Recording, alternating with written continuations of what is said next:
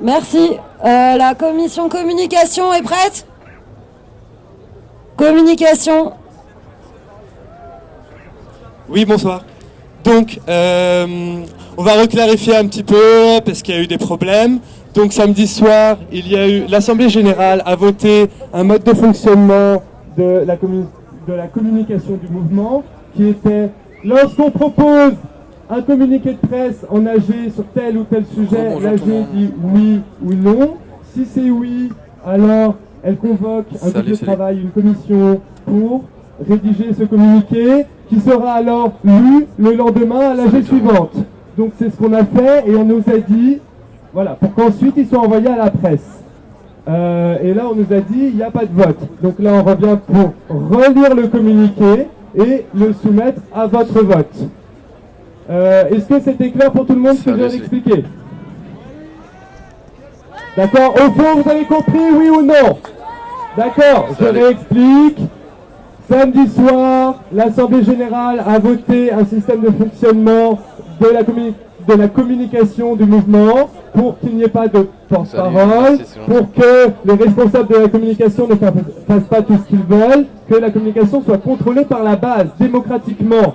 Donc, l'idée c'est, on propose un communiqué sur tel ou tel sujet en AG, l'AG dit oui ou non. Si elle dit oui, alors elle donne un mandat impératif à la commission pour rédiger le communiqué.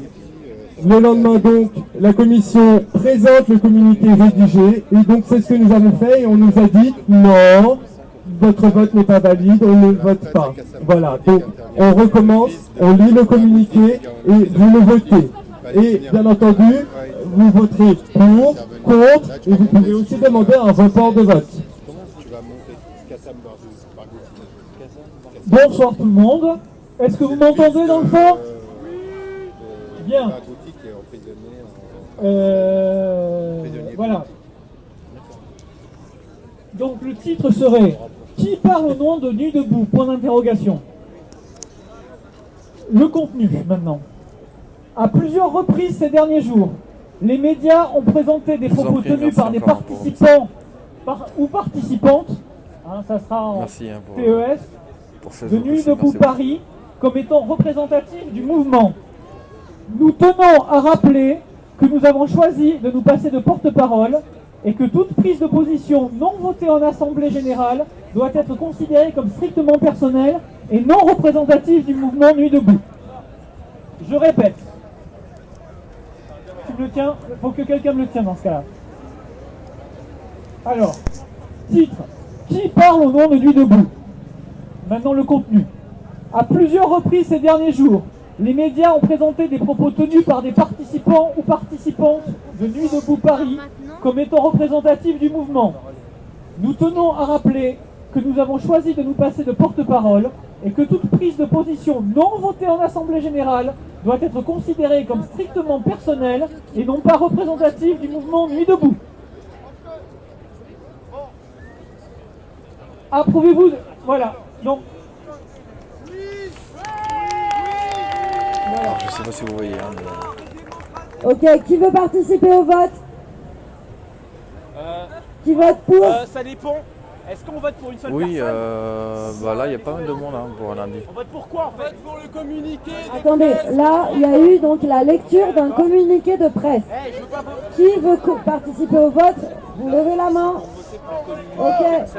Ceux qui... Ouais, la personne qui a une pancarte, ce serait cool de la baisser pour l'instant. Merci. Alors qui est pour? Qui est contre? Non, je suis pas contre. Non, ça, je suis pour. Est-ce qu'il y a quelqu'un qui veut un report de vote? Bon, là, très largement, c'est adopté ce communiqué de presse, donc ce sera le communiqué de l'AG d'aujourd'hui. Voilà. Et donc, transmis aux agences de presse. Ok, la commission action...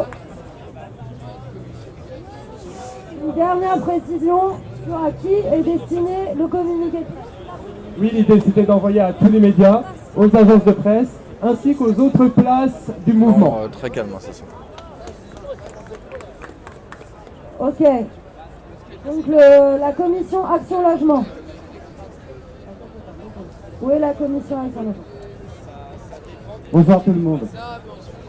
Alors désolé, je ne pouvais pas être là ce matin début d'AG je veux dire, pour faire le point sur les luttes.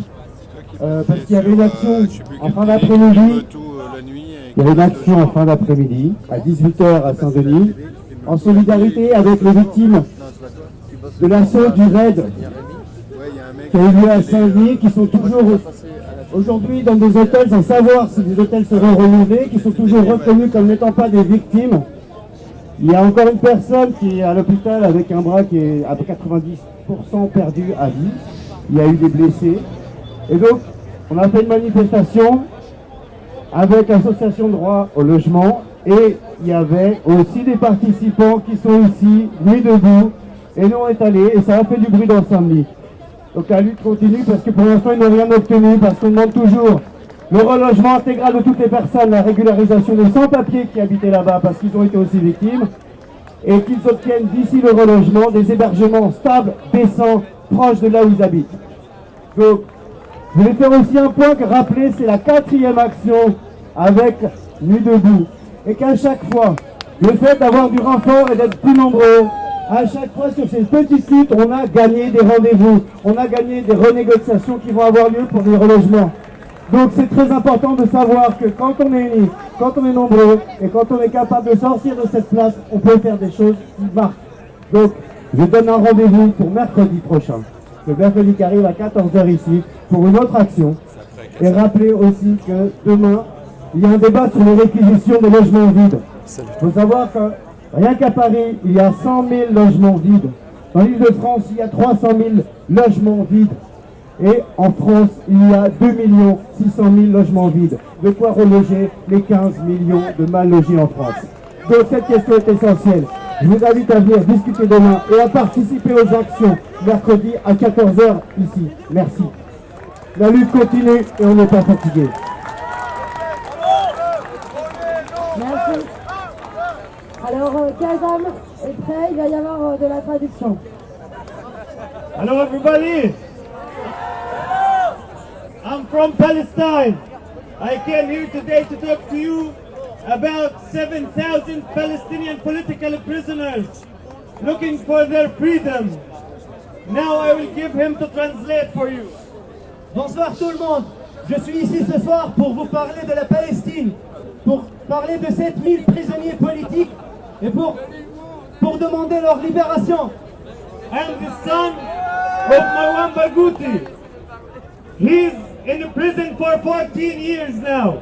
I came to France to ask for help to release my father from Israeli prison. Je suis le fils de Marwan Barghouti, un prisonnier politique palestinien qui est maintenant en prison depuis 14 ans. Je suis venu en France pour chercher votre aide pour libérer mon père. We Palestinians, we want to live in peace. We want to live like all people in the world. We want to be like you.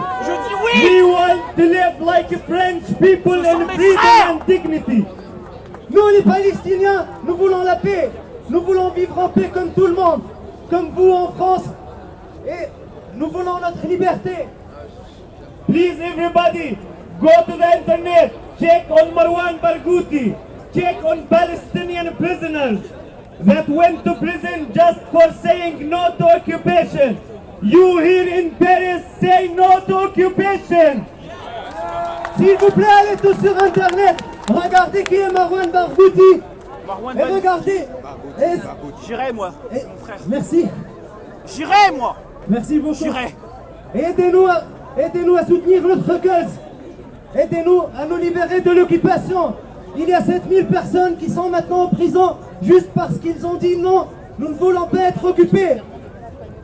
Thank you again, and I will take your message to the Palestinian young people that we have friends all over the world. We have friends giving us hope for a future, better future for everyone. Merci tout le monde.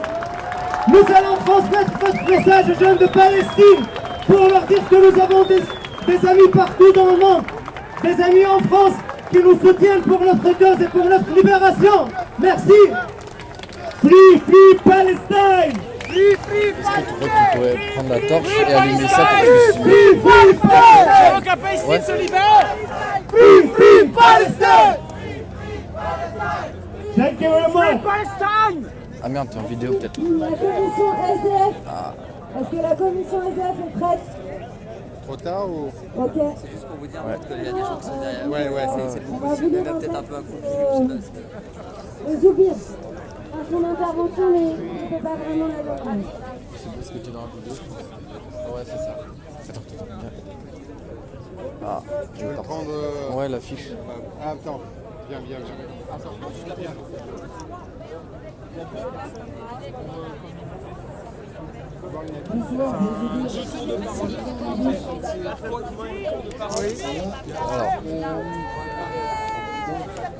Vous savez que les médias nous divisent. Toutes les télévisions, notamment le groupe TF1, Canal+, les actionnaires de droite, l'extrême droite, la famille Le Pen. Est-ce que il vous est possible de vous mettre plus loin? Je pense Avec leur caméra. Merci, c'est cool. Notre gouvernement s'identifie aujourd'hui à des dictateurs comme Pinochet au Chili ou Franco en Espagne. Je suis de gauche, nous sommes tous de gauche, la vraie gauche, à savoir être en quête de la démocratie. Continuons ensemble le combat, en France et dom-tom et partout dans le monde. Merci. Voilà. Salut. Ok, merci. La commission SDF et se prépare Camille V, Michael, Ali S, Mathieu D, s'il vous plaît. Ouais, je me représente encore à nouveau, commission SDF, Sébastien à nouveau, c'est moi qui ai créé ce mouvement. Je vais vous annoncer une mauvaise nouvelle un petit peu. Pour pouvoir, entre guillemets, il faut savoir que le SDF qui s'est fait agresser il y a 2 jours de ça, voire 3 jours, pendant la grande manifestation qu'il y a eu, il s'est fait gazer, tapé, et là, au jour d'aujourd'hui, il est entre la vie et la mort.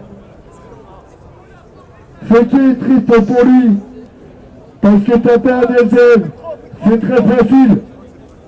Mais pourquoi, à tout le monde, on ne vient pas nous taper dessus?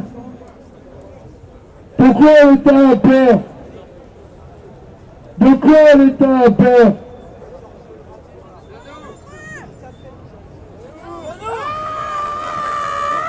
Ils ont peur aussi. On est le peuple, et que le peuple reste debout. Parce que moi, je resterai toujours debout, même si les flics ou le CRS ou même la gendarmerie mobile me dégage de la place pour rester sur la place et pour l'occuper. Je vais vous annoncer une chose en même temps. Il faut savoir que demain, j'ai rendez-vous à 11h avec les enfants du canal, le grand patron. C'est pas n'importe quoi. Ça va être des bus qui vont arriver. Et j'ai lancé la feu à certaines personnes sur Facebook pour pouvoir bloquer les rues. Merci beaucoup. Bravo. On a bientôt, alors une petite annonce, il y a l'AG des intermittents qui s'est tenu à la place du Châtelet, au théâtre du Châtelet. Ils arrivent, il y a quelques centaines d'intermittents qui vont nous rejoindre. Ouais. Donc quand ils vont arriver en masse, on les applaudirait, on les saluera, ils nous rejoignent tout à l'heure. Donc est-ce qu'il y a Camille qui est prête? Michael, Ali, Mathieu. Camille, Michael, Ali, Mathieu, non. Mathieu ouais. Bonsoir Paris. Bon, j'ai pas les données exactes, donc ça va être très approximatif. Hein. Alors, je voulais vous poser une question. Est-ce que vous pensez que votre salaire mérite votre investissement que vous fournissez dans votre travail de tous les jours? Parce que moi, il y a un truc qui me choque en politique, c'est quand je vois une assemblée nationale qui devait être normalement remplie de députés et que finalement on voit que juste 10 ou 15 députés qui y vont tous les jours.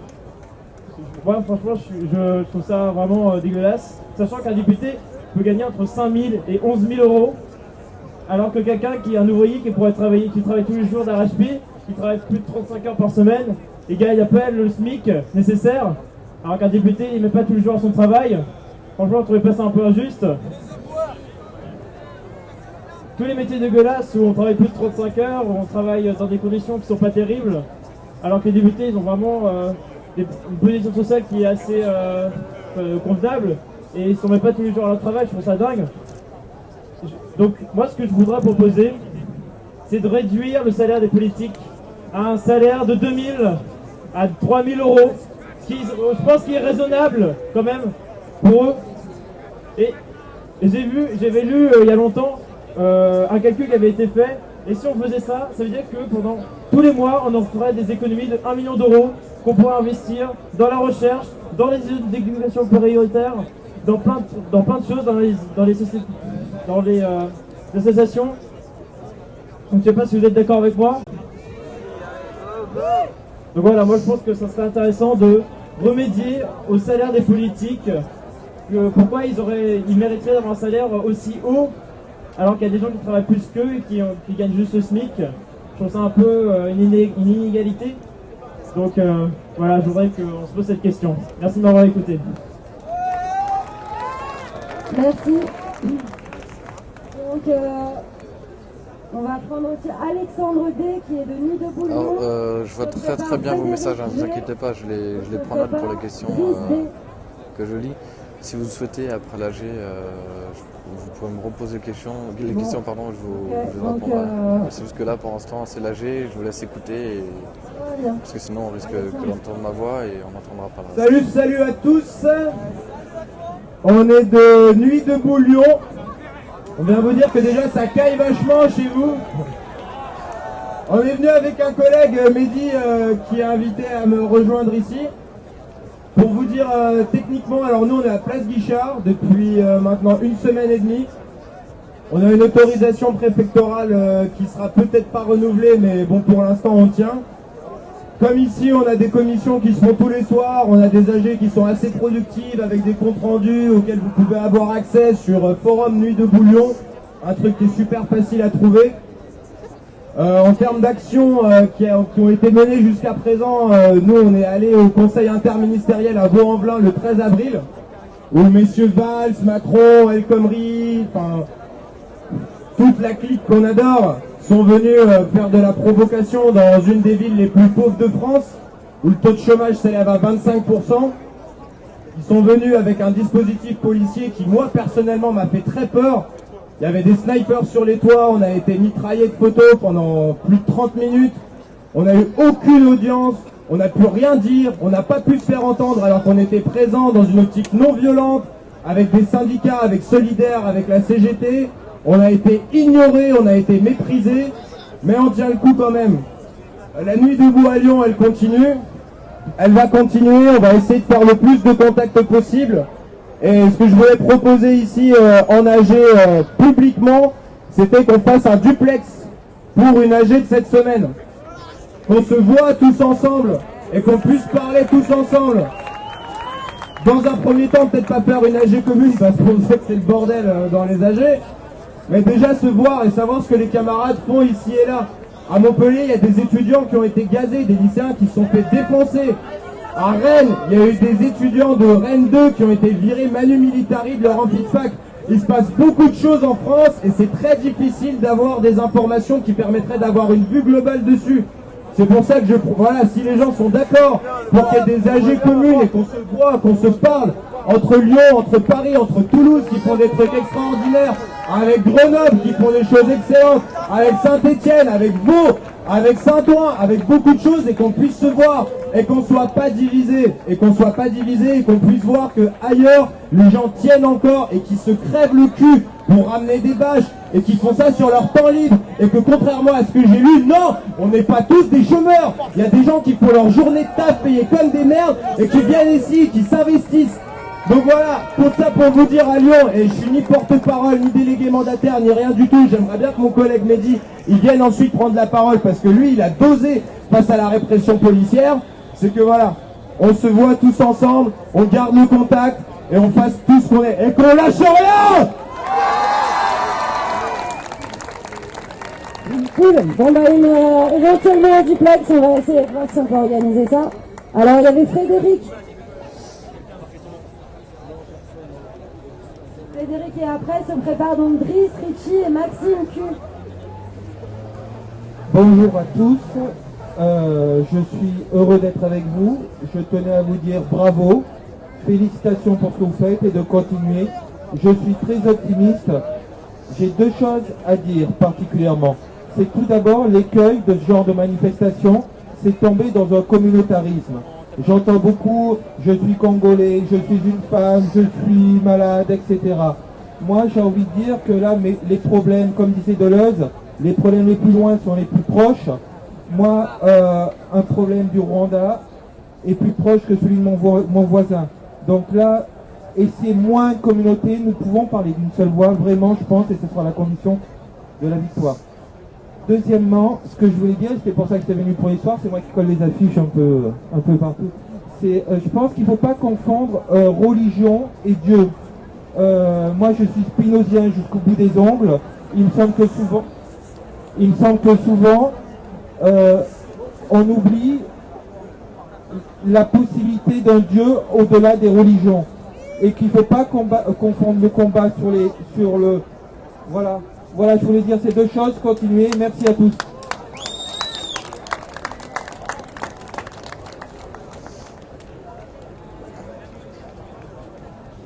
Très bien. Ok, Driss, Richie sont là? Non. Maxime? Michael? Non. Mohamed?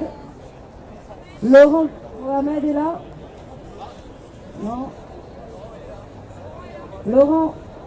Ok.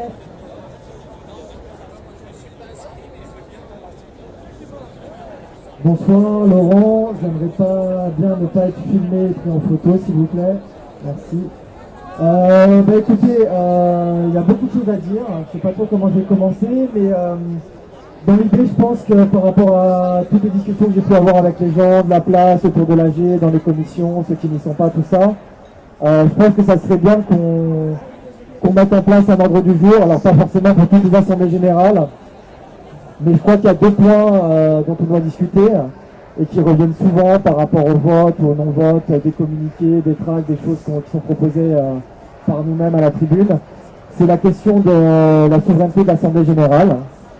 Et un autre point qui est ressorti, qui est parti déjà la semaine dernière, mais qui est ressorti par rapport au communiqué de samedi, c'est la question des violences, des dégradations et des atteintes à la personne. Du coup, il y a deux points, souveraineté de l'Assemblée générale et dégradation violence. Ah, alors je vais devoir me déplacer coup, parce qu'il y a un mouvement de foule sur le côté.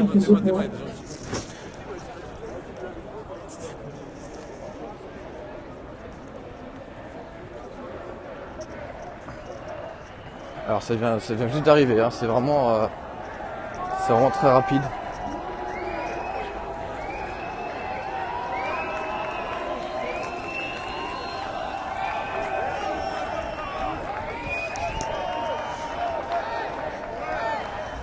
Voilà, premier mouvement de foule ce soir.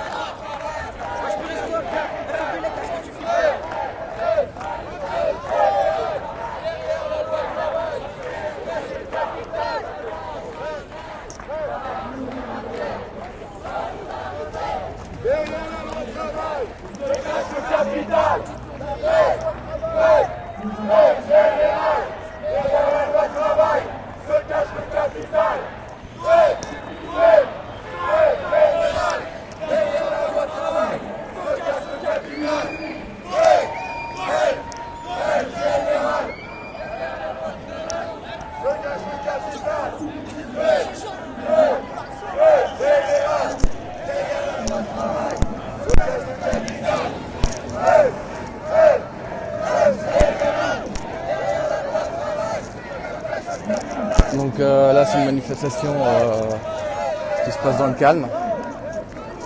Aucune personne cagoulée là-bas. Donc,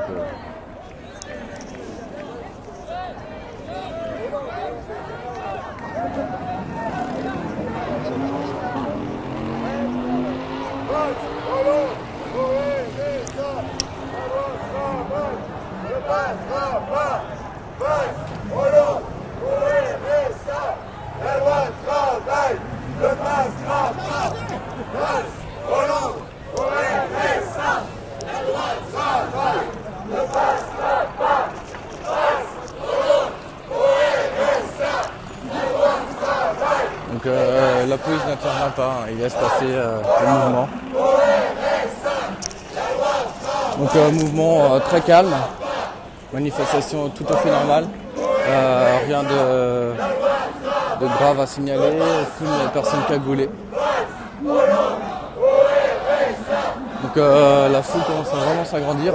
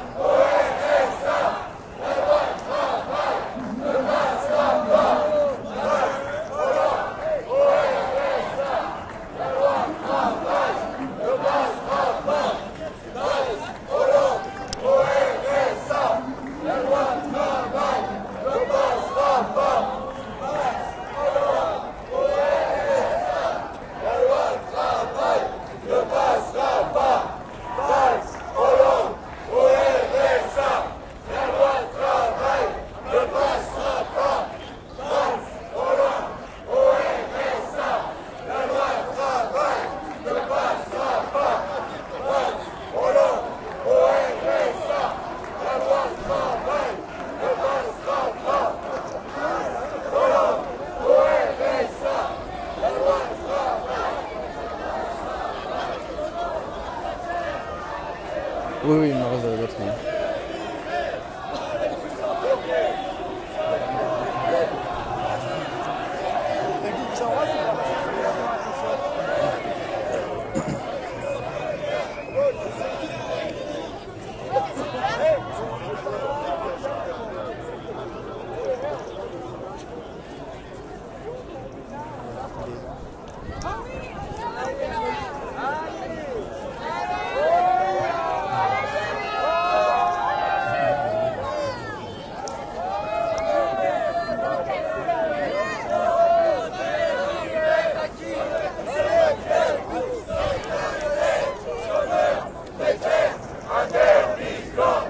Donc grande foule hein, qui commence à s'agrandir.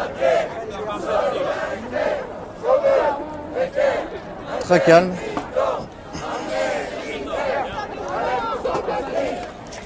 Mouvement de foule très calme.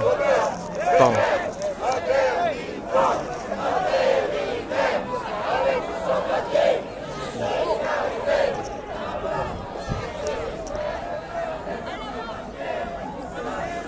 Où ils vont, je ne sais pas du tout. Pour l'instant, ils font juste le tour de la place. Hein.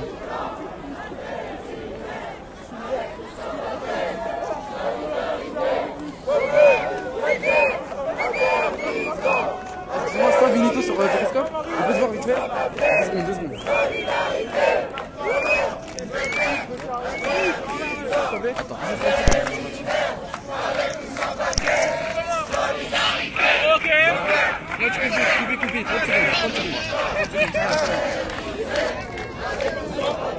Alors je vous prie juste de m'excuser, je coupe juste 2 secondes. Hein. Je reviens tout de suite, à tout de suite.